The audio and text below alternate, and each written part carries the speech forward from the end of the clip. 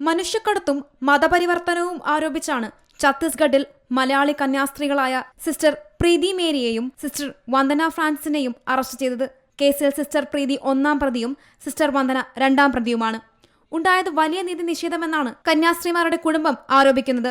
സംസ്ഥാന സർക്കാരിന്റെ എല്ലാ പിന്തുണയും നൽകുമെന്ന് കുടുംബത്തെ സന്ദർശിച്ച ശേഷം മന്ത്രിമാരായ പി രാജീവ്, റോഷി അഗസ്റ്റിൻ എന്നിവർ വ്യക്തമാക്കി. തികച്ചും നീതി പുലർത്താൻ സാധിക്കാത്തൊരവസ്ഥ സംജാതമാകുന്നു എന്നുള്ളത് ഗൗരവപൂർവ്വം കാണുകയും ഇക്കാര്യത്തിൽ ഗവൺമെന്റ് പക്കൽ നിന്ന് എല്ലാ തലത്തിലുള്ള ഇടപെടൽ ഉണ്ടാകുമെന്നിവിടെ സൂചിപ്പിച്ചു. മുഖ്യമന്ത്രി അക്കാര്യത്തിൽ ആവശ്യമായ ഇടപെടലുകൾ തുടരുന്നുണ്ട്. നിയമപരമായിട്ടും മറ്റ് സാഹചര്യങ്ങളിലും ഏതൊക്കെ തല ഇടപെടലുകൾക്ക് ആവശ്യമാണോ അതെല്ലാം ഗവൺമെന്റ് പക്കൽ നിന്നുണ്ടാകേണ്ടത് ചെയ്യാൻ ഗവൺമെന്റ് തയ്യാറാണ് എന്നുള്ളതുകൊണ്ടാണ് ഇന്ന് രാജീവ് മിനിസ്റ്ററോടൊപ്പം എനിക്കും ഇവിടെ വരാൻ കഴിഞ്ഞത്. സംഭവത്തിൽ ബിഷപ്പുമാർക്കെതിരെ രൂക്ഷ വിമർശനമാണ് മന്ത്രി വി ശിവൻകുട്ടി ഉന്നയിച്ചത്. ദീപികയിൽ എഡിറ്റോറിയൽ എഴുതി അരമനയിൽ കയറി ഒതുങ്ങിയിരുന്നിട്ട് കാര്യമില്ലെന്നും പ്രധാനമന്ത്രിയുടെ മുന്നിൽ പോയി പരാതി പറയാനുള്ള ധൈര്യം പോലും തിരുമേനിമാരിൽ കാണുന്നില്ലെന്നുമായിരുന്നു വിമർശനം. ഇതൊക്കെ കേരളത്തിലെ തിരുമേനിമാർക്ക് ബോധ്യപ്പെട്ടിട്ടുണ്ട്. ദീപികയിൽ എഡിറ്റോറിയൽ എഴുതിയിട്ട് മാത്രം അരമനയിൽ മാത്രം കയറി ഒതുങ്ങി ഇരുന്ന് പ്രാർത്ഥിച്ച പ്രശ്നത്തിന്റെ പരിഹാരം കാണുമോ? രാജ്യത്താകെ മുസ്ലിങ്ങളെയും ക്രിസ്ത്യാനികളെയും അതുപോലുള്ള മതത്തിൽപ്പെട്ടവരെയും അവരെ പൂർണ്ണമായും നീക്കം ചെയ്യുന്നതിന് വേണ്ടിയുള്ള എല്ലാ നടപടികളും കേന്ദ്ര ഗവൺമെന്റ് ചെയ്തുകൊണ്ടിരിക്കുകയല്ലേ. AICC general secretary KC Venugopal MP sister വന്ദനയുടെ സഹോദരൻ ജിൻസ് ഫ്രാൻസിസുമായി ഫോണിൽ സംസാരിച്ചു. ഛത്തീസ്ഗഡ് ഭരണകൂടത്തെ ബന്ധപ്പെട്ട് സിസ്റ്റർമാരുടെ മോചനത്തിന് വേണ്ടി ശ്രമിക്കുന്നതായി കുടുംബാംഗങ്ങളെ അറിയിച്ചു. സജീവ് ജോസഫ് MLA സിസ്റ്റർ വന്ദന ഫ്രാൻസിസിന്റെ വീട് സന്ദർശിക്കാൻ എത്തിയപ്പോഴാണ് KC വേണുഗോപാൽ MP കുടുംബാംഗങ്ങളുമായി സംസാരിച്ചത്. രാജ്യത്ത് ഉടനീളം വൈദികരും കന്യാസ്ത്രീകളും പീഡിപ്പിക്കപ്പെടുന്നുവെന്ന് സിസ്റ്റർ പ്രീതിയുടെ വീട് സന്ദർശിച്ച ശേഷം പ്രതിപക്ഷ നേതാവ് VD സതീശൻ വ്യക്തമാക്കി. ഇത് രാജ്യത്ത് ഉടനീളം നടക്കുന്ന സംഭവങ്ങളാണ്.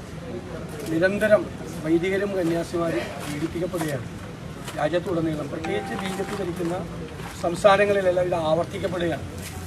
ഇതിനു മുൻപും ഛത്തീസ്ഗഡിലും മധ്യപ്രദേശിലും ഗുജറാത്തിലും മഹാരാഷ്ട്രയിലും ഉത്തർപ്രദേശിലും ഉൾപ്പെടെയുള്ള സംസ്ഥാനങ്ങളിൽ നിന്ന് ഒരുപാട് കേസുകളാണ് റിപ്പോർട്ട് ചെയ്തിരിക്കുന്നത്. അവർക്കിപ്പോൾ അവരുടെ ഔദ്യോഗിക സഭാ വസ്ത്രം ധരിച്ചുകൊണ്ട് യാത്ര ചെയ്യാൻ പോലും പറ്റാത്ത സ്ഥിതിയിലേക്കാണ്.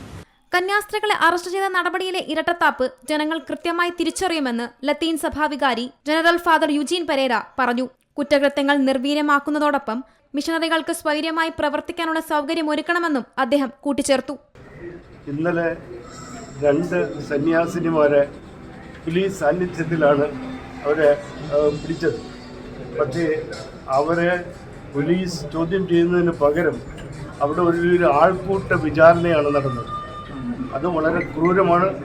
നമ്മുടെ രാജ്യത്തിൻ്റെ ജനാധിപത്യത്തിനും നമ്മുടെ രാജ്യത്തിൻ്റെ മതേതര ഭരണഘടനയുടെ മൂല്യങ്ങൾക്കൊക്കെ വിരുദ്ധമാണ്. ഇത്തരം ആവർത്തിച്ചുണ്ടാകുന്ന അക്രമങ്ങൾ പ്രത്യേകിച്ച് നിസ്സഹായമായി മേഖലയിൽ പ്രവർത്തിക്കുന്ന ആളുകളുടെ മേലുണ്ടാകുന്നത്, അവരുടെ മേൽ ചാർജ് ചെയ്തിരിക്കുന്നത് ഹ്യൂമൻ ട്രാഫിക്കിംഗ് ആണ്. ക്രിസ്തീയ സഭാ പ്രതിനിധികൾക്ക് കേരളത്തിൽ പ്രശസ്തി പത്രവും മറ്റിടങ്ങളിൽ കുറ്റപത്രവും നൽകുന്ന നടപടിക്കെതിരെ വ്യാപക വിമർശനം ഉയർന്ന സാഹചര്യത്തിലാണ് യുജീൻ പെരേരയുടെ മറുപടി. എല്ലാ സാധ്യതകളും പരിശോധിച്ച ശേഷം വിഷയത്തെ നിയമപരമായി നേരിടാനാണ് സഭാ നേതൃത്വത്തിന്റെ തീരുമാനം. News desk C Malayalam news. ഏറ്റവും പുതിയ വാർത്തകളും വിശേഷങ്ങളും വിരൽ തുമ്പിലറിയാൻ സി മലയാളം ന്യൂസ് എല്ലാ ഡിജിറ്റൽ പ്ലാറ്റ്ഫോമുകളിലും ലഭ്യം.